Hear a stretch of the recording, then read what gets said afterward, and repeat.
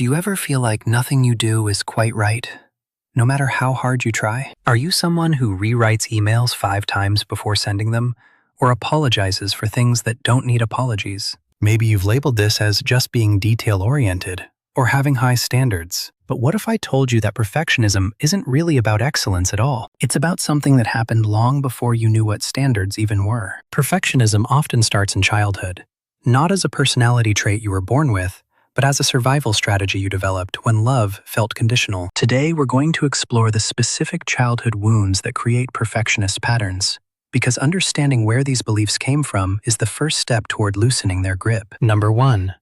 The wound of conditional approval. The foundation of perfectionism is usually laid when a child learns that love, attention, or safety depends on performance. Maybe you had a parent who lit up with pride when you brought home straight A's, but went cold or critical when you didn't. Perhaps affection in your house was tied to being helpful, responsible, or easy, and any messiness or need felt like it threatened that connection. Children are survival machines, and they're extraordinarily good at pattern recognition.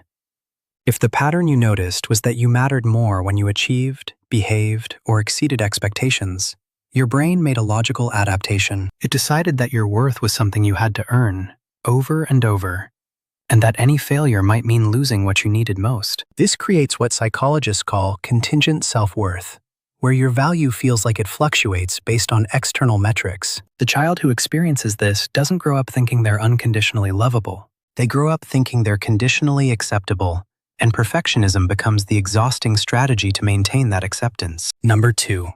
The wound of criticism and nitpicking. Some perfectionism is born not from praise that came with strings attached, but from an environment where nothing was ever quite good enough. Did you grow up with a parent who pointed out every small mistake, who corrected your grammar at the dinner table, or who redid your chores because they weren't done right? This kind of chronic criticism teaches a child that the world is full of standards they can't quite meet, and evaluators who are always watching. The internal voice of perfectionism often sounds exactly like the external voice that shaped it. If you find yourself mentally replaying conversations to find where you said something awkward, or scrutinizing your work for flaws before anyone else can find them, you might be carrying a childhood critic inside your head. Research in developmental psychology shows that children internalize the tone and content of repeated messages, especially from caregivers. When those messages focus on flaws, imperfections, and corrections, the child learns to police themselves before the world does.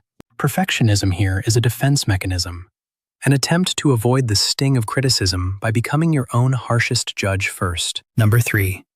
The wound of emotional neglect and invisibility. Perfectionism doesn't always come from overt pressure or criticism. Sometimes it comes from the opposite, from a childhood where you felt unseen unless you did something remarkable. Maybe your parents were physically present but emotionally unavailable, distracted by their own struggles, or just not equipped to attune to your inner world. In families like this, children sometimes discover that achievement is the one reliable way to capture attention. Winning the award, making the team, getting the scholarship.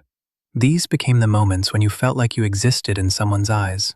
Psychologists call this achievement-based visibility, and it creates a particular flavor of perfectionism where rest or ordinariness feels like disappearing. If you struggle to relax, if doing nothing feels unbearable, or if you find yourself constantly adding accomplishments to feel real, this wound might be underneath it. The child learned that they had to be extraordinary to be noticed, and now the adult can't stop performing because stopping feels like vanishing. Number 4. The wound of role reversal and parentification. Some children become perfectionists because they had to grow up too fast.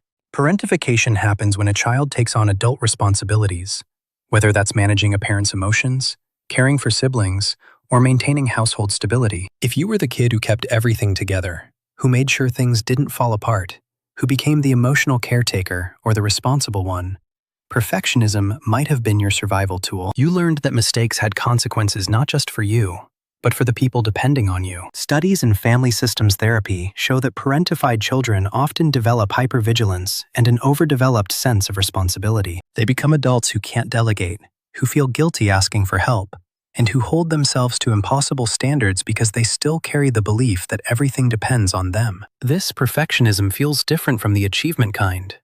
It's not about being the best. It's about preventing disaster, about making sure no one gets hurt or disappointed because you dropped the ball. Number 5.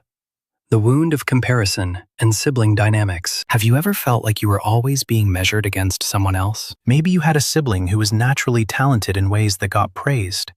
Or maybe your parent explicitly compared you to other kids, neighbors, or even their own younger selves. Growing up in the shadow of comparison creates a perfectionism rooted in scarcity. The belief that there's not enough love, attention, or worth to go around. So you have to fight for your share. Children in these environments often develop what researchers call social comparison anxiety. They become adults who constantly measure themselves against others, who feel threatened by other people's success, and who can never quite celebrate their own achievements because someone else always seems to be doing it better. This wound makes perfectionism feel competitive and joyless. You're not striving for excellence because it feels good. You're striving because falling behind feels like proof that you were right to worry you weren't enough. Number 6. The wound of unpredictability and chaos. Perfectionism can also emerge from a childhood that felt unstable or chaotic. Maybe you had a parent with untreated mental illness, addiction, or explosive anger, and you never knew what kind of day it would be.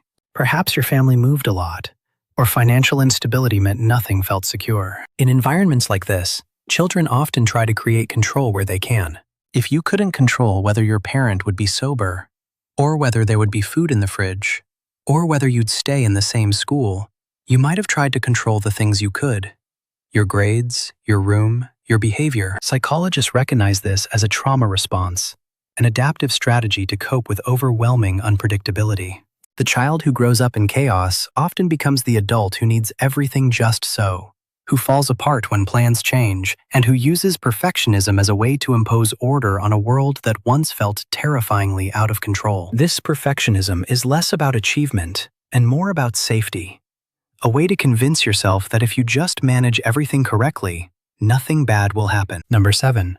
The wound of shame and not enoughness. Sometimes the wound underneath perfectionism isn't about what happened, but about what a child was told or made to feel about who they were. Shame-based perfectionism develops when a child internalizes the message that something fundamental about them is wrong, that they're too much or not enough in some essential way. Maybe you were shamed for being sensitive, for your body, for your interests, or for needs that were labeled as burdensome. This creates what researcher Brené Brown calls the perfectionism shame loop, where you believe that if you could just be flawless enough, you could finally outrun the defectiveness you feel inside. This wound makes perfectionism feel desperate and exhausting because it's not really about doing things perfectly.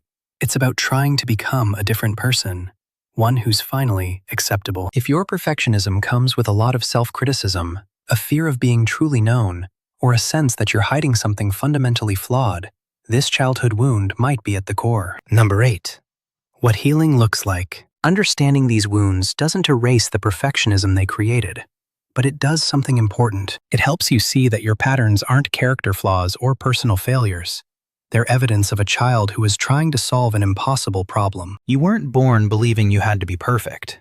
You learned it, in an environment where it felt necessary. Healing starts with recognizing that the conditions that made perfectionism adaptive have changed. You're not that child anymore.